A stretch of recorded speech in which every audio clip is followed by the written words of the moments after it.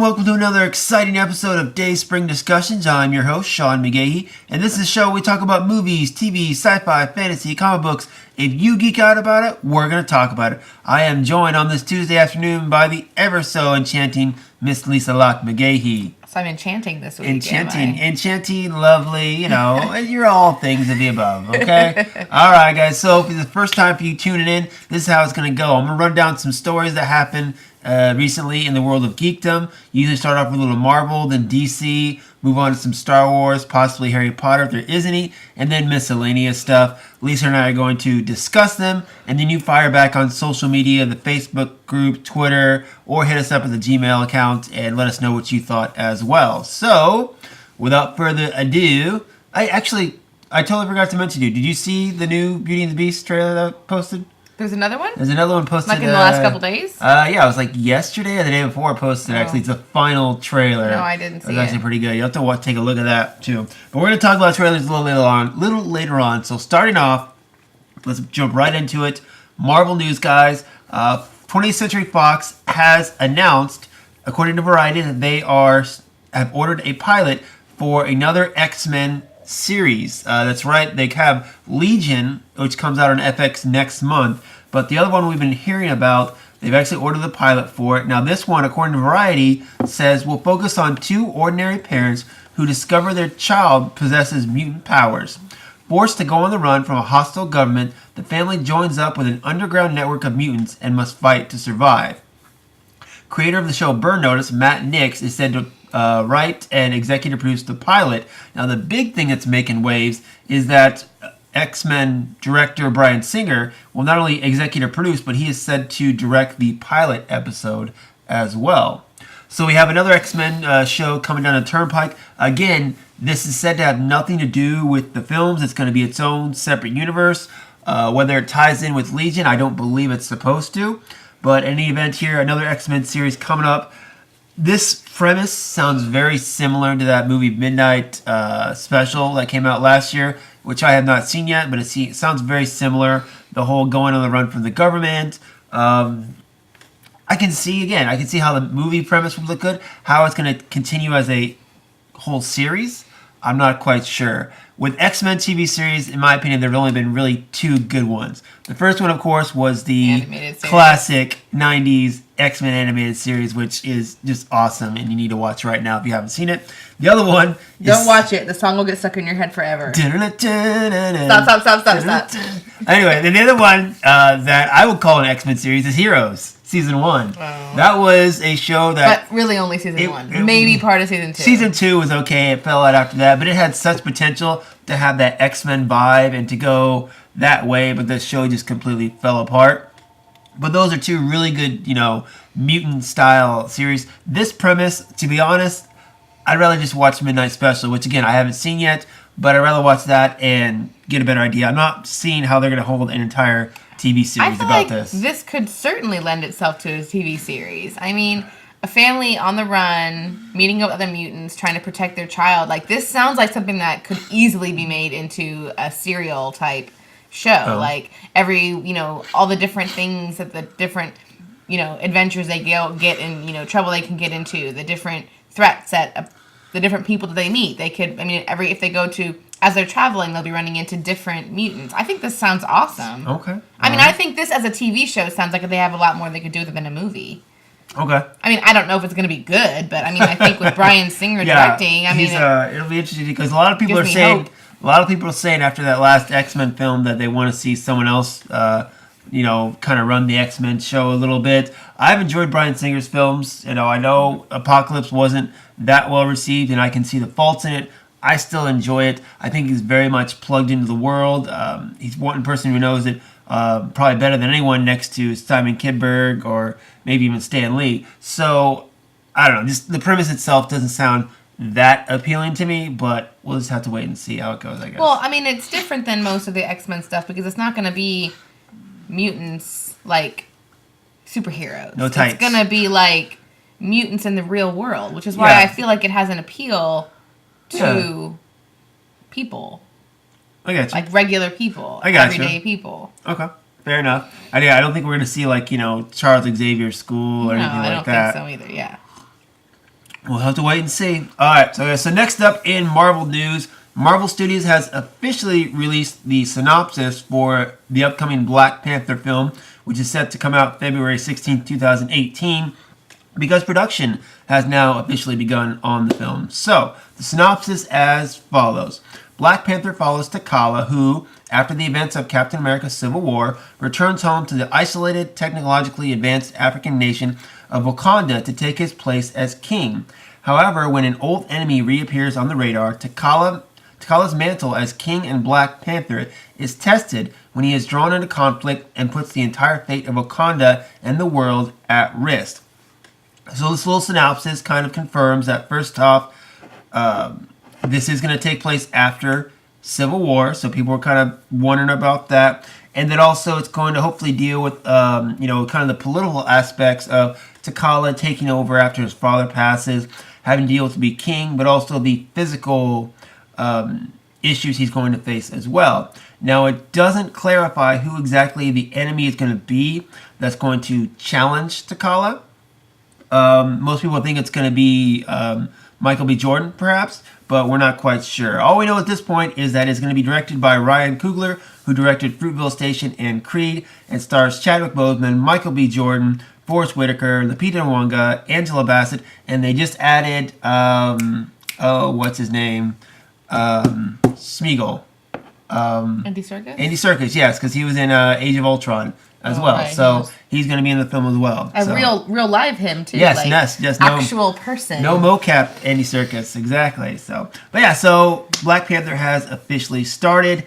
I think it's great. The cast looks awesome. I'm really anxious to see what they do with this. And one thing I'm kind of excited about is, one thing I liked about Civil War as well was that it set up his origin story. You don't have to worry about, going and telling this tale of the Black Panther or how he put on the mantle and all this stuff. That groundwork was all laid in Civil War, so we can get right into the action in this one. They could probably cover that in a little more detail, even just in a quick little montage. Yeah. It wouldn't have to be the first half of the film. Yeah, I would say, really, if anything, I want to learn maybe more about the history of the Black Panther, perhaps, but not how T'Challa becomes the Black Panther, because we already saw that. And that's kind of nice thing, too. And same thing in regards to, say, the Spider-Man film, we already set up this new Spider-Man in Civil War. So Spider-Man Homecoming, you really don't have to tell too much of the origin story. You can just jump right into the adventures. Mm-hmm. So yeah. But yeah, so the film started shooting. Looks like, I'm excited for it. Black Panther. I've read a little Black Panther in my day, not a lot, but I know a little bit. So I'm excited to see where they go with it. I'm a little disappointed though, because in recent years, one of my favorite stories of Black Panther is when he married Storm from the X-Men, and kind of how their marriage played out, their relationships, and how both their loyalties to their people kind of broke them apart too.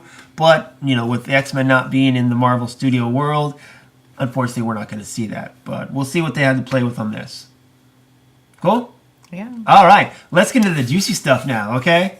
Going on to some DC news, guys. Mm-hmm. So, it is said, according to Variety, that Warner Brothers has hired writer Joby Harold. I think that's how you say his name. Joby? Looks right. Anyway, Mr. Harold is said to do a complete page one rewrite of the Flash script. Oh, good Lord. Starring Ezra Miller. So the film was supposed to come out next year in 2018. However, this film has kind of been plagued with issues. This is the third rewrite of the script. It's gone through 2 directors already, so no one quite sure knows what the release date of this film might be. Now, Ezra Miller himself is said to be shooting the sequel to Fantastic Beasts and Where to Find Them, so this gives him a little bit of time to craft the script maybe a little bit and work on it before he's ready to shoot the film. Kiersey Clemens is said to play Iris West. Billy Crudup is said to play Ezra Miller's father, Henry, in the film. The next time we're going to see Miller as the Flash is going to be in Justice League this year on November 17th. More trouble for the Flash. What do you think? I think DC is a shit show. Every story that comes out now is just showing me more and more. It's all negative. It's all bad stuff. They just they can't seem to get it together. I don't know. I'm sure a Flash movie will happen eventually. Mm-hmm. I'm sure it'll be mediocre. I have no faith in DC. Okay, so with The Flash, I've said from the beginning, it's an uphill battle with this movie because first off, like I said, in X-Men Days of Future Past, you had Quicksilver, and he showed his, his fast time or whatever you want to call it, and people loved it. They loved the way they did it. And he was a good character exactly. too. But he's a similar kind of personality to he's the Flash. Speedster, yeah. Right. They're kind of like light and fluffy and airy and funny and jokey, and that doesn't fit in DC. So there's your movie Speedster there that you got to compete with. And then on television, you already have the Flash. You already have Barry Allen. You already have Iris West. You have all those characters, and people like it, Mm-hmm. So how can you show them something different to where they'll come to the theater, but then kind of hopes to keep the essence of the character and the show, or not the show, but the comic and all that in it. It's really... Which means what they're going to do is they're going to change the Flash. They're going to make him dark and brooding like they've done to all the other characters in their universe, and it's not going to work. But in the Justice League trailer that we saw from Comic-Con, he still looked very lighthearted. I don't know. I'm not sure. See, okay, here's where the mistake I think Warner Brothers has gone, is they were in such a rush to try to catch up to Marvel. And that's been their biggest mistake so far. Justice League coming out of the gate, they weren't ready for Justice League yet. I don't think they were, especially after Man of Steel. They went straight into Batman versus Superman. You already got your heroes facing off against each other. Second film, no thank you. It wasn't not too long after Marvel announced their big old slate for like the next 5 years, leading all the way to Infinity War, that DC came out and announced, okay, we've got our slate. We're going to have Flash and Aquaman and Cyborg and all that. Biggest mistake they made, okay? Because since then, they have changed that entire slate. And every time, they gave their master plan, and every change they made, people have been criticizing them about it, okay? Whereas Marvel, of course, they haven't changed one damn thing except for sliding a Spider-Man movie in there. And occasionally changing a director or something. Yeah, exactly. But it hasn't really been So much, having that big old slate, I think, was their biggest mistake in this. As far as the page one rewrites, third time's a charm, I guess. I don't know. We'll just have to wait and see how it goes. But like I said, I do feel bad because this film is, got a lot going against it, but it's such a good character, such a good story. It can be good. I'm just hoping Warner Brothers pulls their head out of your ass or whatever they're doing over there and, gets it together. Yeah, so. I don't know.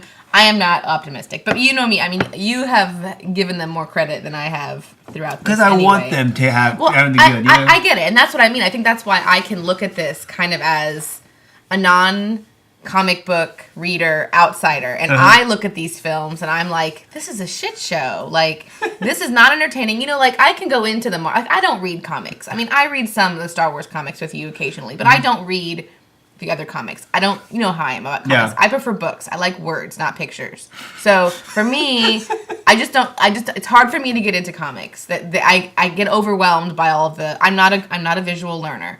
So I just don't read comics. So I go into all of my comic book films as a non-comic book reader who just wants to enjoy a good movie. And the Marvel movies do that. They are a show. They're fun. They're entertaining. They have really attractive people in the roles. What? So you're not thinking Henry Cavill is attractive? No, I think Henry Cavill is very attractive. I'm not saying the rest of theirs don't necessarily. Okay. I think they try harder to make their characters look weird sometimes. Okay. Like, you know what I mean? Like, look at Suicide Squad. Like, yeah. I mean, you know what I'm saying? Like, and even like with the Justice League, like, I don't know, Aquaman's kind of funny looking. They made him look like a hobo, like, I mean, I'm just saying, I think that Marvel has figured out how to reach mass audience because they're making films that everybody can get something out of. The comic book fans, although they don't necessarily love everything about it, they appeal to them enough to get them into the theaters, but they also appeal to everyone else. Families enjoy it. Kids can enjoy it. Girls who don't read comic books can enjoy it. Well, you know what I mean? I'm just saying, I think that's where DC is missing the mark. Is they're trying so hard to be Marvel without being Marvel that they're alienating people like me who just want to go and have an enjoyable experience at the theaters. You see what I'm saying? I get what you're saying. I mean, I think there's several things going on here. It has to do, I mean, of course, you could, on the surface say it's studio meddling perhaps. Even David Ayer, who directed Suicide Squad, came out last week and said, I wish I would have made the Joker the main villain and not Enchantress. And we were like, duh, that's what we thought we were getting with the damn trailers, but they switched it all up on us and made it horrible. So you saw on surface it could be, studio meddling. But Marvel has the studio up in their ass too, and they still make decent stuff. Again, you have Kevin Feige, and that's, Agreed. again, Yes. you don't have that one person on the set making all the decisions, that cohesive vision as what's going to happen within the next 10 years, what's the end game, all that stuff. Warner Brothers doesn't have that with DC. They said they're trying to get there, but I don't know if I believe them or not, considering some of the other plays or things they're doing, which we'll talk about here in a minute as well. And again, they're trying to be different. And again, like I've always said, what's different than good movies? Bad movies. Exactly. So it's like they want so bad to be Marvel without being Marvel. And they don't have to be, like people are saying, they like them because, people criticize the Marvel films because they're becoming too cookie cutter, with all the quips and the jokes and the action and all that other stuff. But as long as they're making money, there's stuff there. Like people criticize, Captain America's Civil War for its plot holes and all that, but there's real substance in there. There's a real story inside there with character development, all stuff like that. And the relationships. You believe the relationships in those films. And I think a lot of that is because, like you were saying, DC's tried to jump in and start with all the characters already together as opposed to letting them develop separately. Like, I think that's what Marvel did so well is, bringing in each character kind of one by one. Like, in each film, they add, like, somebody new. And so you get time for those characters to really get a relationship, a bond, to where you believe, Yeah. It's like with Black Widow. She's kind of was sprinkled in at the beginning, here and there and whatever. And then it's like when you get to these movies that have all of them together, you believe their friendships. You believe their relationships. The history. You've seen the history between them. Right, exactly. Like, whenever they're all together, like, and they can have those little quips and stuff, it's like because that's what friends do when they're together. Yeah. It's believable because they've taken the time and they've put in the... they've done all the individual films with just enough of the other characters in them that they can build those bonds. Like DC, it's just like all of a sudden, here's everyone believe that they're BFFs. Yeah, it's like, okay, well, here's Superman. Oh, the next film, okay, here's Batman. Here's Wonder Woman. Here's Aquaman. They threw everybody into that second film. Well, even in Batman v Superman, was just in that scene at the end with Superman, Batman, and Wonder Woman all fighting together and working as a team. They fucking just met. Like, literally, they, just met each other. Yeah. It's like, all of a sudden, they're going to fight this giant, huge, horrible, can destroy the world creature. Doomsday. Right, with, 2 seconds that they've gotten to know each other. And they're all working together like a cohesive team. That does not make any sense. That's not how it works. It takes years of working together to work together like that. And, they all just, instinctively know what they need each other to do. It's, it's just not believable. You know what I'm saying? I got you. And going back to your point as far as getting to know each other, when I was listening to the Civil War commentary as well, the directors, the Russo brothers, were talking about how, Civil War, you couldn't do a film like that, the third or fourth film in the cinematic universe, because you had so many characters in there. But again, going back to Spider-Man and Black Panther, those were the only two characters who were really introduced. All the other characters had this long history of several films. You knew their story, you knew their relationships. You didn't have to, explain anything. So that's why it made it so easy to bring in Spider-Man and Black Panther, because you didn't have to worry about taking care of any of the other characters as far as introducing them. So I think again, it's just they're trying to rush it. They're trying to keep up or catch up and. It's you could say it's a race, but it's not a race, okay? It's not. It's not like the world's ending tomorrow, okay? There's plenty of time to sit down and make quality films that don't have to be full of jokes, but I would say it's the story. It's the characters and their relationships and the interactions that are just falling flat, I think. And that's where they really got to think about it and rethink their strategy a little, So on that note, let's talk about some Ben Affleck Batman news. This is the good one. All right, so according to the Hollywood Reporter, Ben Affleck will no longer helm the upcoming solo Batman film, tentatively titled The Batman. In an interview, Affleck said, quote, "There are certain characters who hold a special place in the hearts of millions. Performing this role demands focus, passion, and the very best performance I can give. it has become clear that I cannot do both jobs to the level they require. Together with the studio, I have decided to find a partner in a director who will collaborate with me in this massive film. I am still in this, we are making it, but we are currently looking for a director. I remain extremely committed to the project. Now, Warner Brothers came out with a statement as well, saying Warner Brothers fully supports Ben Affleck's decision and remains committed to working with him to bring a standalone Batman picture to life. Now, Affleck went on a little more about kind of getting hounded about the Batman question in recent interviews. He had that film Live by Night that just came out, and when he sat down for interviews, all people wanted to talk about was Batman. Said, quote, with Live by Night, it took me a year and a half to write and get ready, and I really worked hard, and it's just, nobody gave a shit. Mm-hmm. But with Batman, I keep getting, where's the fucking Batman script? I'm like, whoa, I'm working. Give me a second.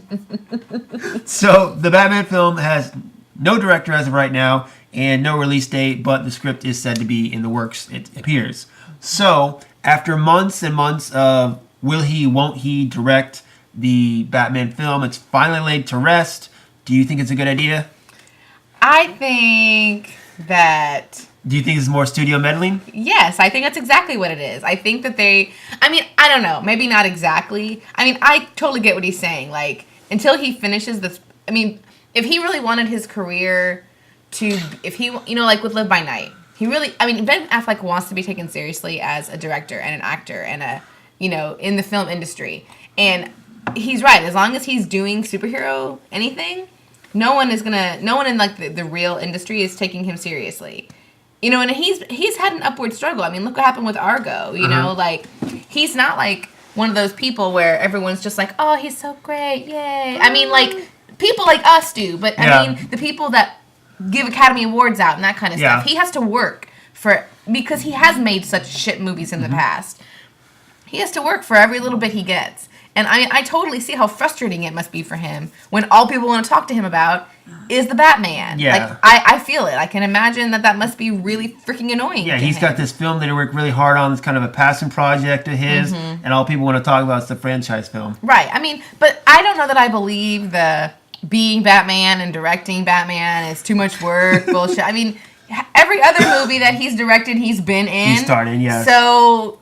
Now, do you think, because they just officially called it Live by Night, was pretty much a flop, didn't get any critical acclaim, didn't do well at the box office, do you think that has anything to do with them not directing anymore? Or not? You mean like the studio taking him off the project? The studio took him off the project, perhaps, even. I think it could go either way. I think it could have been where he decided to step down, but maybe because the studio came in and was like, I think we're going to have to oversight this a little bit more. Yeah. And maybe he just doesn't want to... I don't know. I don't know what it is, but I think that there's some drama again. Yeah, because they said there's been a little bit of a script drama, too, as well. So, just drama all around for Warner Brothers and DC. I feel bad for him, though, because... I didn't see Live by Night. It didn't. The premise of it didn't appeal to me at all. Yeah, it's one of those things where it was a Ben Affleck film, and I wanted to go see it, but then again, I didn't hear good things about it. There are other films that I wanted to see that I heard good things about, and I'm like, okay, well, I want to see these films first, so I'll see it when it comes to DVD probably. But it's one of the things where I didn't, again, critical or response to it wasn't the best, so I'm like, okay, well, maybe I can hold off a little bit. Well, for me, it wasn't about that at all. I just didn't. It doesn't look like a movie I would enjoy. Like the plot of it, not my taste. Yeah. So I think with that movie, it's like that. That's not the kind of movie that's going to appeal to everyone. Yeah. Yeah. And I had no desire to see it. I like Ben Affleck, and I'll see something he's in, but I'm not the kind of person that goes and sees a movie just because there's an actor in it that I like. Yeah. Like the movie has to look appealing to me. Like the plot has to look appealing to me, and that was just not one for me. But I don't know. I don't know what's going to happen with DC. Like, I don't know. Really, it's all eyes on Wonder Woman, I think. Yeah. It's on the next one. Because, after Batman v Superman, which was supposed to, they put all their cards in on that one. And it really didn't, they lost that hand. So then they were hoping that Suicide Squad would save them. No. And now you got to move on to the next, round, which is Wonder Woman. And, I think if they lose out, if Wonder Woman isn't a success or isn't, thought of well, yeah, Justice League might be dead in the water before it even gets off the ground. I don't know. Yeah, I don't know. We'll wait and see. All right, guys. So, stepping off of DC News, we got one Star Wars story to jump into real quick.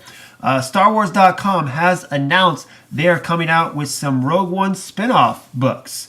Yay! Yes, okay. So, you're going to get a young adult novel starring Jen Erso, and it's going to be written by Beth Davis, who is a New York Times best-selling author, and it's going to dive into Jen Erso's history in a book called Rebel Rising. The novel will be about her time with Saw Gerrera and how it shaped her into the woman that we would see in Rogue One. It's going to explore both the good and the bad in their relationship, and kind of ultimately leads to the betrayal that Jen felt that Saul gave her, I guess you could say. Now, the other story we're getting is going to be one that stars that lovable duo Chirrut and Boz. Is that how you say his name? Boz? Oh, yeah. Okay. Okay, so this one is actually going to be a middle grade novel, though. Not going to be, adult novel, I guess you could say. It's going to be called Guardians of the Whills, which will be written by Greg Rucka, who's done several Star Wars things. He wrote the comic book miniseries Shattered Empire, and he also wrote the novel Before the Awakening. Now, this one is going to be about the two of them after the Empire occupies Jeddah. When the Kyber Temple is destroyed, Chirrut and Boz do everything they can to protect the people of Jeddah, including teaming up with rebel extremist Saw Gerrera. Both novels are set to hit shelves on May 2nd, and they are available for pre-order right now. So, you excited to read these books? Of course. Okay, which one are you more excited for? The one about Jin. Jin? Yeah, I think I so really too. like Jin, and I really loved the Catalyst. Reading just about her family, because she was just a little girl in those. So I really liked getting to know her parents, especially since in the film they didn't really have a huge presence. It was really her. So I loved reading that and getting that backstory, and I think that the film then brought up a lot more stuff about her that I'd like to dive into. Yeah, of course, because in that, let's say, I read Catalyst, you saw her as a little girl, and then again, at the beginning of Rogue One, you saw her as a little girl, and then they flashed to her as adults. What we need to get that in-between story. Yeah, I think it'll be good. And I like when they write them, so far, all of the other, young adult books that they've come out with, I've really enjoyed. Yeah. Lost Stars, that was kind of a young adult one. There was a second one, wasn't there, a young adult one? Yeah, was Bloodline considered young No, adult? that wasn't young adult. There was another one, though, I think of. Yeah, anyway, but... Ahsoka. Oh, right, Ahsoka was considered young adult. Yeah, so, I think... I'm excited. I love that Star Wars has such strong female characters. And they were doing it before it was cool to do it. So I think that, that just says a lot about George Lucas and how, his... perception of women. Yeah. And especially, you obviously can tell that's how he feels in real life. he passed the torch to Kathleen Kennedy. Yeah, of course. He gave this company, basically, not gave it to her, but you know what I mean? He gave the made, the helm. Person he groomed to replace him was a woman. And I think that says a lot about him. And maybe that's because he has daughters. Does he have daughters? Yeah, he has daughters, yeah. Yeah, I don't think he has a son, does he? He has one son. The one son, I think 2 daughters, I believe it was. But, I think I love that Star Wars does that and that they do have such strong female characters. And I think that Jen is another one, and I love anything else we can get about her, so I'm super excited. Yeah, one thing, after seeing Rogue One, I want to see backstories on all the characters. Me too. I would love a backstory, a book that was Cassian and yes. I forget the robot's name. Oh, K2SO. K2SO. Yes. Yeah, I would love when the backstory, where he got where K2SO kind of became his droid, because they have such an interesting relationship. In the film, and I'd like to get some more backstory about Cassian, especially since in the film you don't like him at the beginning, really, but by the end, you really do. Well, he's their sarcastic sidekick, is what he is. No, not K2SO. I mean Cassian. Cassian. Yes, he's one of my favorites. So. Yeah, but I think in the film that he has such a character arc in the film. One of the biggest ones, I think, because I really didn't like him at all at the beginning. Yeah. And then at the end, you really... you saw he was going to grow, though. You saw... Right. You knew it was going to happen, but I'm just saying, I think that a story about him and K2SO would be really cool. Yeah. And then, of course, again, Chirrut and Boz, I really want to know more about them, because I want to know, they've been on Jeddah for a while. They're the Guardians of the Whills, as the title of this book is. I'm not sure if we're going to get fully the story or details that we want in a middle grade novel, though. It's kind of my fear. I'd rather see it in like a comic book or even a young adult novel. But I just want to know exactly because is Chirrut, is he Jedi, not Jedi? I mean, I want to know what the story is. Has he always been blind? What's how'd they meet? What's their relationship? Stuff like that. I want to dive into that, which I think sounds pretty interesting.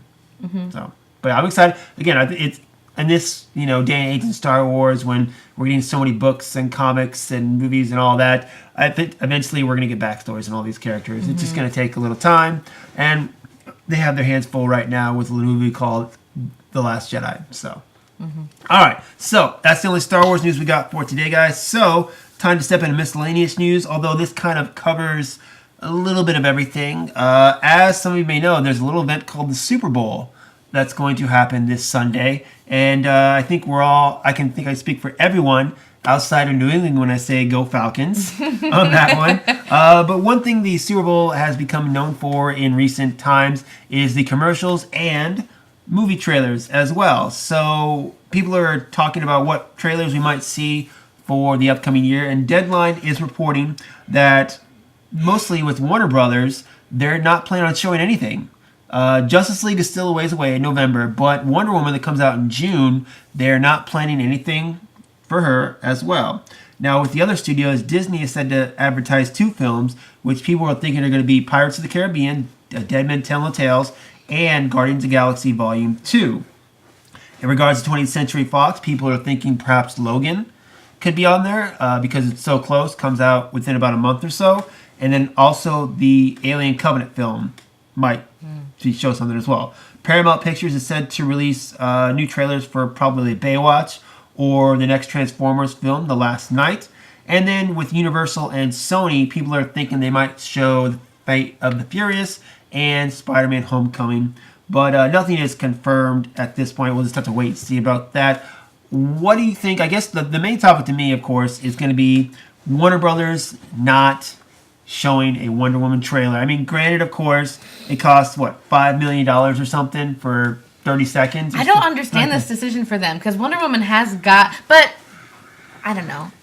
Well, I mean, in this day... Would it really help? In this day and age, though, with all the viral marketing you can do you really want to put that much money into, 30 seconds? Well, and especially at this point, the DC's problem isn't getting people into the theater to see it.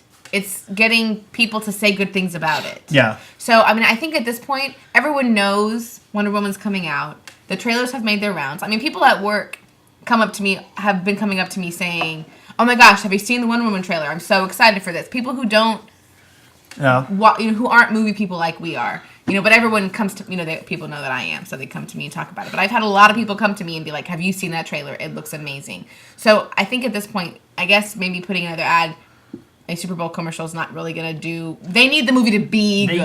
That's the bottom. That's what's going to make it for them, because the people who are planning to see it are already planning to see it. Yeah. What we need is those people to tell everyone it is amazing and to go see it again. Yeah. And I think having a Super Bowl commercial isn't going to change that. It's got to be good, and it's too late to change that if it's not. Yeah, I mean, I think, too, maybe they quite possibly focusing on their next film, which is Lego Batman. That comes out in a few weeks, so they might be... I think it's more than likely we're going to see something with that, I imagine, from Warner Brothers. It's kind of my guess. Super excited for that one, though. Exactly. All right, so I went ahead and grabbed the list of movies, possible movies coming out this year, so we can kind of guesstimate what we might see as far as Super Bowl trailers. Sean. Just a couple. Let's run through.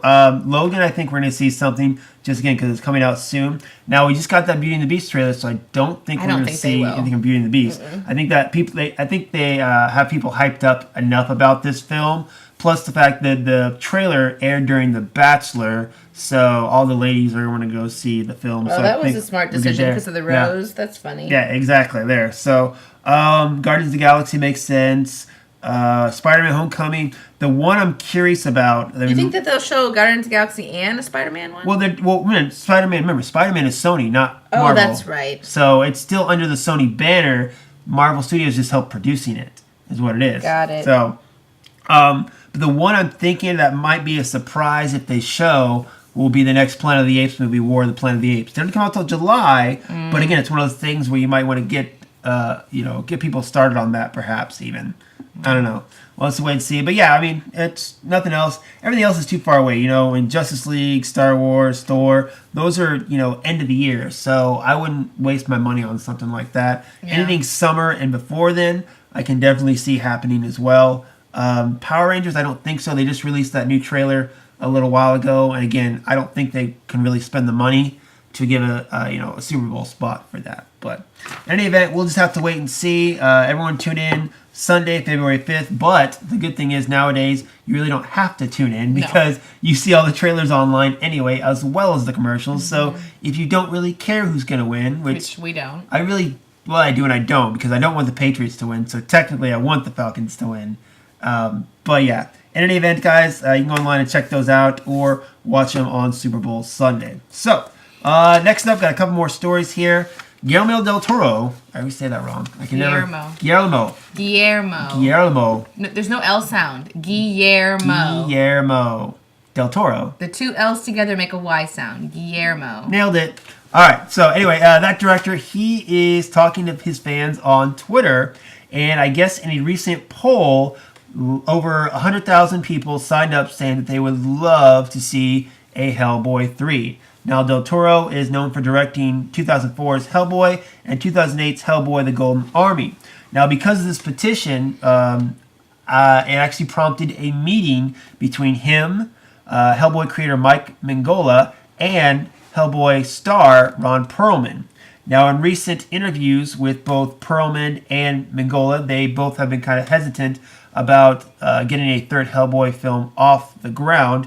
Last year, Perlman talked to Perlman about it, and he said that he kind of said it would probably never happen. And Mignola also said the same thing, saying, quote, "Occasionally there are still some discussions about film or TV, but I'll believe it when I see it." But with this petition, I guess it has prompted a sit-down between the three of them to discuss a possible third Hellboy film. Do you think it'll happen, and would you want to see it happen? I wouldn't really care if it happens. I mean, I like the Hellboy movies, but I didn't love them. But I think that this petition doesn't make any sense to me. 100,000 people, and so they're like, "Oh, okay, let's talk about it." Yeah. If only 100,000 people see this movie, what a flop! I mean, for real. Like, I can't even believe that getting 100,000 signatures is what was going to prompt them to make a conversation happen about it. I think that's the biggest ridiculousness I've ever heard. Like, if they wanted to take it seriously, they'd have been like, "Can we get 1 million signatures or something?" I mean, if 100,000 people see this movie, can you even imagine how much money they would lose? Yeah, and that's the thing too, is like with the first two films, they weren't really box office. No, they were not. So I think trying to make another Hellboy as a feature film is a waste of money. I agree. I mean, I would much rather. They did have those animated films. Let's do an animated series. Let's do a more adult animated series is what I would like to see, to be honest. You could still have Perlman do the voice, okay? Still have Del Toro maybe executive produce, all that stuff. Because it was a couple of years ago where Perlman said, he doubted not only if it was going to go, but because of the fact that he was getting older and, all the action and the makeup he'd have to wear. At that point, yeah. I mean, it's been 9 years now. Yeah, so I think, I would say, I would like to see the conclusion of it all, but at this point, I think the best route or the best way to get it would be in an animated form. And the animated movies they had out were actually pretty decent. Just, give it maybe a little bit better animated style, make it a little more darker tone, and I think you really got something there, to be honest. You could put that on FX or something like that, and I think it would work. Yeah, I just don't think that the interest is here, and I think that this having this conversation because of this stupid Twitter poll or whatever is so ridiculous. 100,000, that's such a joke. Well, it's actually, okay, so the threshold was 100,000. They actually got 115,000. Woohoo! You see what I'm saying, right? That's ridiculous. I gotcha. I know. It's just, It's just ridiculous. I know. I'm totally there for you, but it's happening, so we'll see what comes of it. I know. I'm just saying. I think this was a stupid decision. I think if it gets anywhere past this conversation now, it's not going anywhere else. Okay. Cool. All right, guys. So last story of the day. In an interview with the Daily Beast, James Cameron spoke about the relevance of the Terminator franchise in today's society, saying, quote, "It hasn't been hijacked. It's really just stumbled along trying to find its voice again. There's probably some degree of where it's lost relevance, you know? Maybe the things that made it good back then are kind of a yawn now. It's easy to remember fondly the things that kick off a franchise. It's hard to keep a franchise vigorous and relevant. I haven't had my hand on the tiller since Terminator 2, and that was 1991. But look, I think it's possible to tell a great Terminator story now, and it's relevant. We live in a digital age, and Terminator, ultimately, if you can slow it down, is about our relationship with our technology, as Lisa's checking her phone, and how our technology can reflect back to us and in the movie. Literally, in a human form, that is a nemesis and a threat. But also, in those movies, in the two that I did, it's about how we dehumanize ourselves. In a time when people are being absorbed by their virtual social world, I mean, just look around. I always say if Terminator was about the war between man and machine, the machines are winning. So, it was this that Cameron spoke about after news came out last week that he would get the rights back to Terminator in 2019, and the possibility that he would be doing more Terminator films, because the two that he's done, Terminator and Terminator 2 Judgment Day, are pretty much the only ones that people can unitedly say those were the good ones. The other ones, Terminator 3 Rise of the Machine, Terminator Salvation, and the newest one, Terminator Genesis, all were panned critically and I guess didn't do very well at the box office. So, with James Cameron, I would love to see him do Terminator again, especially what he's talking about here. He gets that deeper meaning of it all. But he's got a little franchise called Avatar that he's been working on for a million years. Forever. And he's allegedly got 4 sequels coming out for that. And by the time he gets to Terminator, it's going to be 2030 or something like that. So, I would love to see him take the helm on this again. I don't, unless he, just executive produced, but I don't know. In any event, I like what he said here because, like I said, you got to look for that deeper meaning in the sci-fi and superhero genres. There's a bigger story that really needs to be told in these action adventure stories, and that's where I think a lot of stories lose it, or what a lot of movies miss, is that, you got the big explosions and all that, but you got to have the characters, you got to have the deeper meaning and all that as well. Mm-hmm. And that's... Yeah, I mean, I don't really have... I've never really liked... I mean, I know you didn't see Genesis. Didn't you come with me to see Salvation? Yeah, that's the only one I've actually seen all the way through. Oh, really? Mm-hmm. Have you seen Terminator Judgment Day? I've never seen any of the other Terminators. Oh, really? Okay. But, I mean, it never really appealed to me. But, I mean, I like what he's saying about, just about man versus technology. Like, I saw some things going around, some stories recently about encouraging families to make dinner time a no device, and which I've always done with us. Yes. I think dinner time should be no devices. Yes. Like your meal time should be your family time, no devices, phones, iPads away. And I think it's true because we let our devices kind of take over our lives. It's like when you go to the store with me and you just push the cart and stare at your phone the whole time. Like what am I supposed to do? Interact with me. I'm there to push the cart. Anyway, I'm there to push the cart. That's my job. Yeah. So I mean, I think that he could do something. I mean, I think that he's a great director, and I think he could do a lot with it, taking it back kind of to the heart of it. But I don't think he's going to get there because Avatar is exactly. Avatar is all consuming. It's not anywhere near being done. However, if this next Avatar flops or doesn't do as well, he might jump the boat and jump on the Terminator ride. There's no way he's going to ditch that. He's been working on that for so many years. And you got to think, too, it is James Cameron as well. And, everything he does is always groundbreaking. Mm-hmm. Terminator, Titanic, Avatar. Mm-hmm. The fact that he's been working on this for so long to get this sequel out, you got to think he's got something special up his sleeve. Speaking of James, this is our last story, right? Yeah, last story. Okay, so speaking of James Cameron and Titanic, I saw a thing that said, you know how people always bitch about on Titanic? Have you heard the story? About how, why didn't Rose let him jack up on the door with him when they were floating in the water? It fell over when they did that in the movie. No, but here's the thing. So apparently people complain about it so much that the Mythbusters did a thing. I've heard about this. To see if it was... if it was true, if Jack really could have gotten on the board. And the Mythbusters say that he could have. And James Cameron just recently responded to that, and he was like, I really admire the Mythbusters, whatever, but they don't know what the fuck they're talking about. Plus, it's a movie, okay? A movie. You had to have the character drama in there, which is why you had to stay in the water, okay? Anyway, I thought that was funny when I saw that James Cameron actually did respond to the Mythbusters people, and he was like, I appreciate you guys, but you're wrong. You guys are dumb, okay? You just have a silly little show. I'm making billion-dollar movies. Go away. Definitely. Cool. All right, guys. Well, that's going to be it for us today. Fire back. Let us know what you think. Do you want to see James Cameron back on Terminator? Do you? What movie trailers do you think you're going to see in the Super Bowl? And, of course, let us know what you think about Ben Affleck not directing the Batman film, and just, again, how bad a shape DC movies are in. So, until next time, guys, hit us up on Facebook group, Twitter, dayspringdiscussions@gmail.com. Let us know, okay? So that's it. That's everything.